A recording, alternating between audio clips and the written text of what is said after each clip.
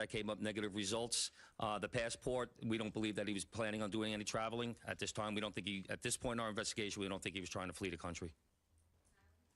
The person at the McDonald's, were they buying food? What were they doing at that exact moment? He was an employee at the McDonald's. Right. But what was the suspect doing? He was sitting there eating. Will the suspect be brought back to New York and charged here, and when? We're going to have to work that out with the Manhattan District Attorney's Office in Altoona, Pennsylvania. He's going to be facing gun charges there, and at some point we'll work out through extradition to bring him back to New York to face charges here, working with the Manhattan District Attorney's Office. Anita? Hi, Anita from the New York Post. I was just hoping to get more details on the capture itself. Did he put up a fight? Did he say anything to cops? And we've also reported that he published online anti-health care industry rantings. Can you share with us some of the services that he posted on? We're still working through his social media. We're going to do a complete scrub of that. Preliminarily, like I said, he seems that he has some ill will toward corporate America, but that will all come out as part of our investigation. We're not done here. We're still going to be putting this together. We're still going to be working very hard to bring this to a successful conclusion. And the capture itself, did he put up a fight? Did he say anything to police? I don't have that information. Oh, sorry. Can you elaborate on how he got there, the path he took from Port Authority and on the George Washington Bridge to Altoona, PA? Same thing. This just happened this morning. We'll be working, backtracking his steps from New York to Altoona, Pennsylvania. I was going to ask if you knew anything, if he took a bus to Philadelphia first and then somehow got to Altoona. But we're still working on that. We're still working through that. Is there any indication that anybody else was helping him from the inside, you know, as far as tracking the CEO's movements? Once again, we're still working this investigation very hard. It's not at its conclusion yet. That could come out during our investigation, but as of right now, we have no indication that that took place. Lisa? Chief, did he have any weapons or anything like that with him when he was arrested? He was in possession of a ghost gun that had the capability of firing a 9mm round and a suppressor. Get into a little bit about the technical aspects of the investigation. I know you deployed an unprecedented amount of technology. You also activated the Sentry program through Intel. Can you talk about how that is going to play into actually building the case as far as cell phone and all of the other technical aspects of what you've done? In this case, it really came down to technology was the use of drones in Central Park, and really comes down to the video canvas that we did. We used every source of video that we could collect, hundreds and hundreds and hundreds of hours from hundreds of sources, and that helped bring this to where we are right now. The gun is it believed to be the gun he used in the shooting? And there was some talk that it was a veterinarian type gun. Is that accurate? No, as of right now, the information we're getting from Altoona is that the gun appears to be a ghost gun. May have been made on a 3D printer. The capability of firing a 9mm round, obviously that will come out during our ballistics testing. Oliver? Yeah, Oliver Barnes from the Financial Times. Do you have any indication like how long this handwritten, is it a handwritten manifesto that you found on the suspect? And then also whether or not he put it online at all? Don't know if it's online. As of right now, it's a handwritten 3-page document. Chief, does he have ties to that area, and was he someone who you knew by name before his arrest? We believe he may have attended college in Pennsylvania, but like I said earlier, he has ties to Maryland and California and Hawaii. And you knew him by name before today? Was his name on your radar? Excuse me? Was his name on your radar? Was he someone who you had been looking into before his arrest? No, we did not have his name prior to today. Bryn, Okay. Does he have any prior arrests? I know there were none for New York City, but is there any prior arrests anywhere else in the country? We have not come across any arrests in the country. Chief, hi, how are you? On two things. On the ghost gun, is it something you're going to be looking into to see if he made it himself and can he make that himself, or would he have to buy the gun the way it was? No, once again, that'll be part of our investigation as we follow up.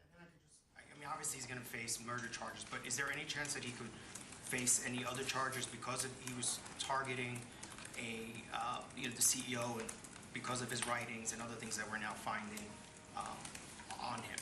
Federal charges or that determination will be made by Alvin Bragg. Yes, what connections does he have in Pennsylvania that you know of, and are they in Altoona specifically? We believe he attended college in Pennsylvania. Does he know anybody in Pennsylvania? Wouldn't be able to tell you that. All right, we're gonna take one more question from Shooting Marla, and then we're gonna go. Is there, what, you talk about the manifesto having said things against corporations, but specifically United Healthcare, and do you believe that Mangione acted alone? We believe at this point, our investigation is leaning toward he was acting alone. So, like I stated earlier, we're still working through the investigation. We're not stopping today. And as far as the manifesto, like I said, I don't have the complete details of that. It's in the possession of the Altoona Police Department. We're gonna shift to off Yep, topic. yep. Good job, Chief. Commissioner, Chief Manager.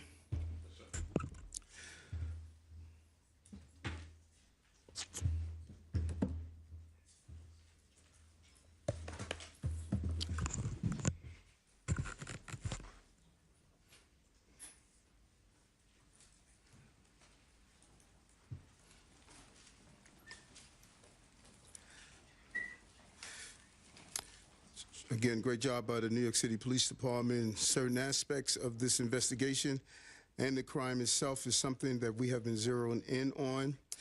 Ghost guns. We have really talked about this since the beginning of the administration. They could be made on a 3D printer, and they are extremely dangerous, and we must do more on the federal level to clamp down on the availability of ghost guns. And it just really leads into just the top headers of what we did last week and what we're doing this week. This week is all about public safety. Public safety, I've stated over and over again, is a prerequisite to our prosperity, and we're going to continue to make this city a safe city. It's the safest big city in America, but anytime you have a crime of this magnitude, it shocks us, and it really has a major impact on the perception of crime in this city. This crime has continued to go down. We're going to continue to do what's needed. Today we announced an every block count initiative, and the blocks that we identified since October, they have not had one shooting or one shots fired job that came over. We're going to add that on to our community link operation that has resulted in over 1,000 operations and over 700 complaints resolved, nearly 16,000 summonses issued, and over 200 people placed in shelter.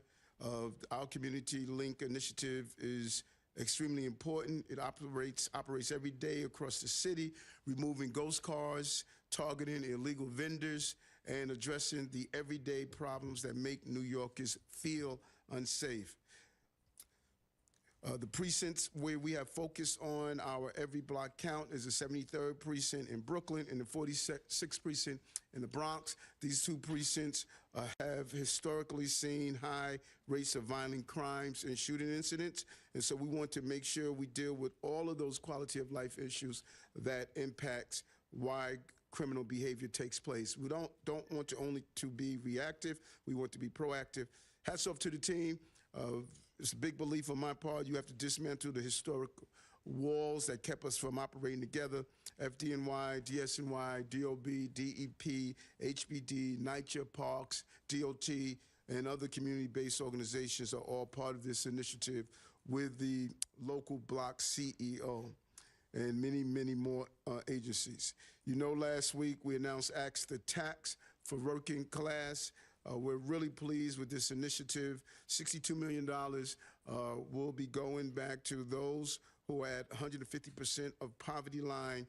When you add that with our earned income tax credit and the other initiatives that we put in place, it clearly shows how important it is for us to focus on working class, low-income working class people.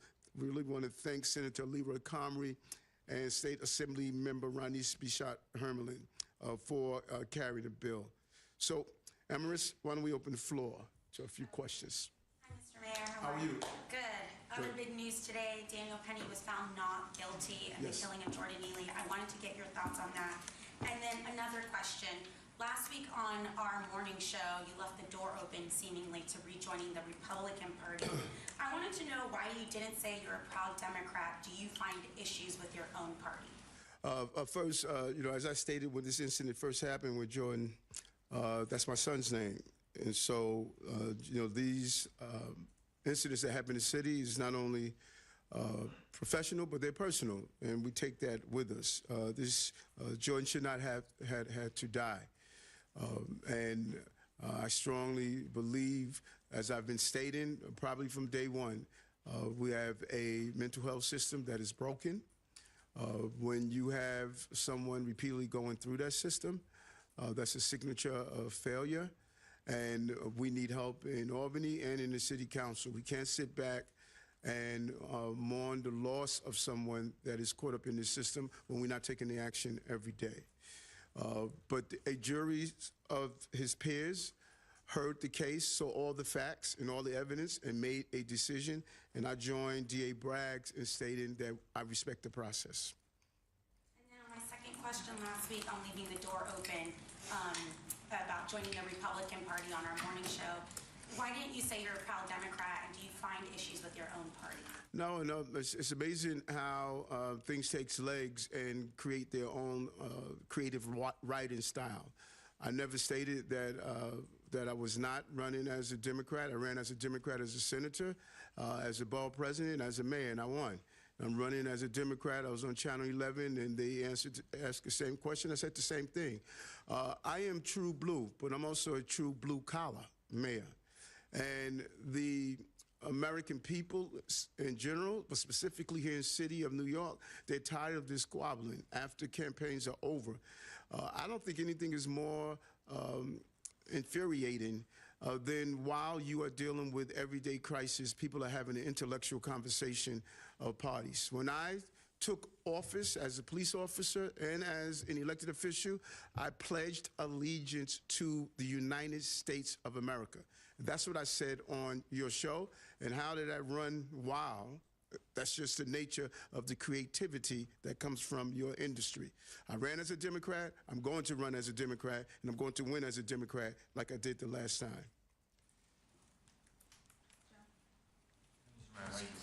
Good to see you. How are you? Not too bad. How are you doing? Good, good. I was wondering if you could follow up on another comment you made over the weekend about the potential of invoking executive action to override the council and sanctuary city laws. Can you give us any other details about what you're considering doing? I think you've expressed why, but any details about any new policy you're presenting?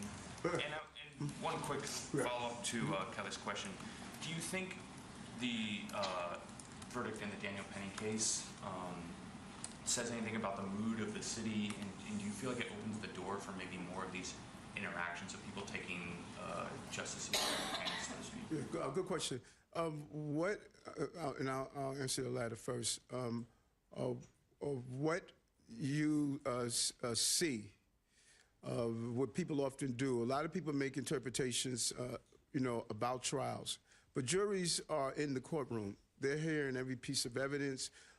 They are hearing the testimonies. They have to make the decision, and that's the system that we have. And actually, it is probably one of the best systems on the globe.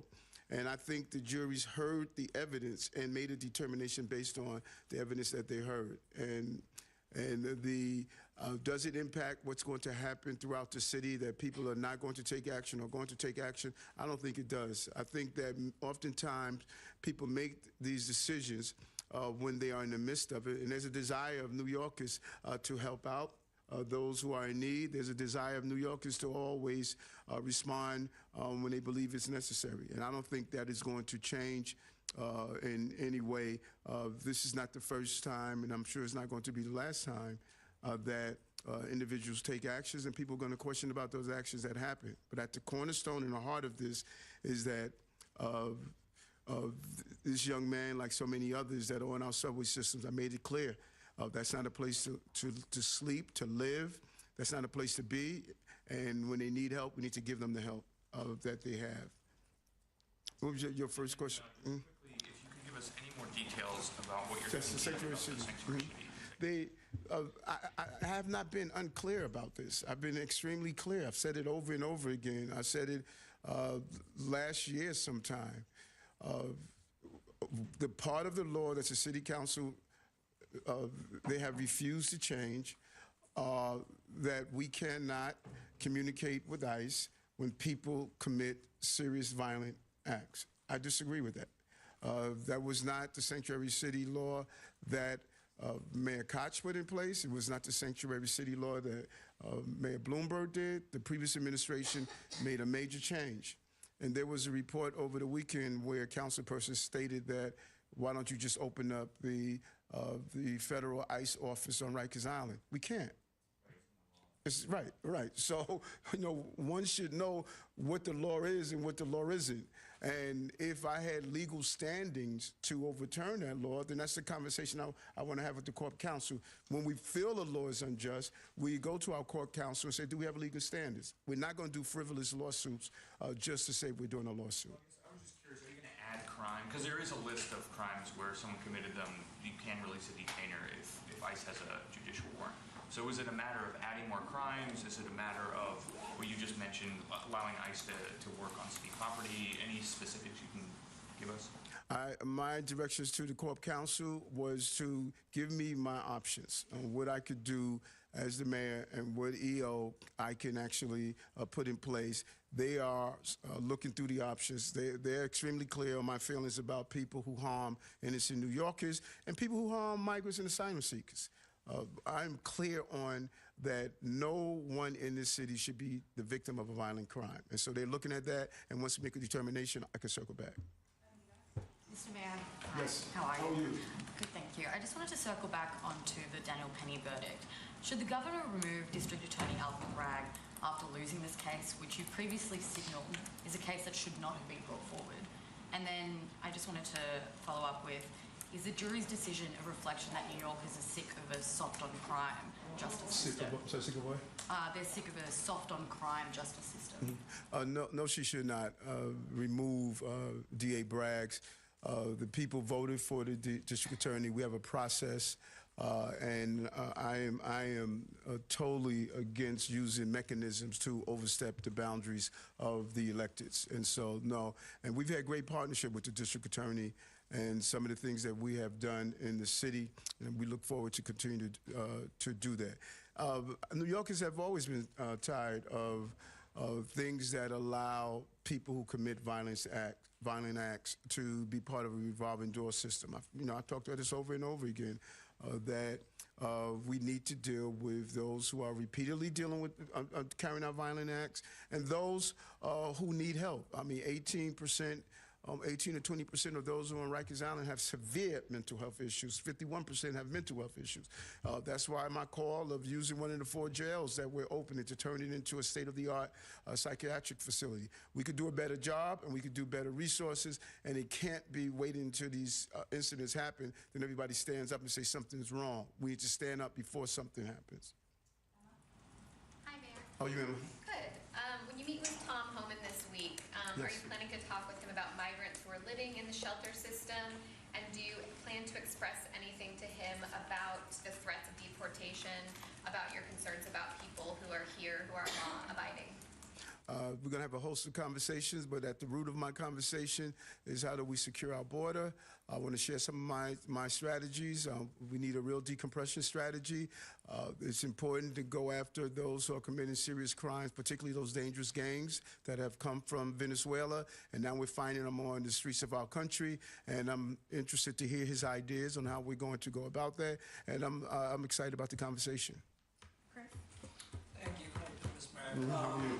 On the Daniel Penny verdict, too, I understand you're saying you respect the process. I'm just wondering if you think this is the right verdict. You said last week that you wanted the jury to reach the right verdict. You also said last week that Mr. Penny did, quote, what we should have done as a city in his interaction with Jordan Neely. I'm just wondering if you can elaborate a little bit on what you meant by that on a totally different issue. There was a mayoral forum over the weekend specifically about housing where 3 candidates committed to, quote unquote, freezing the rent, more or less directing the rent guidelines board to not do an increase next year.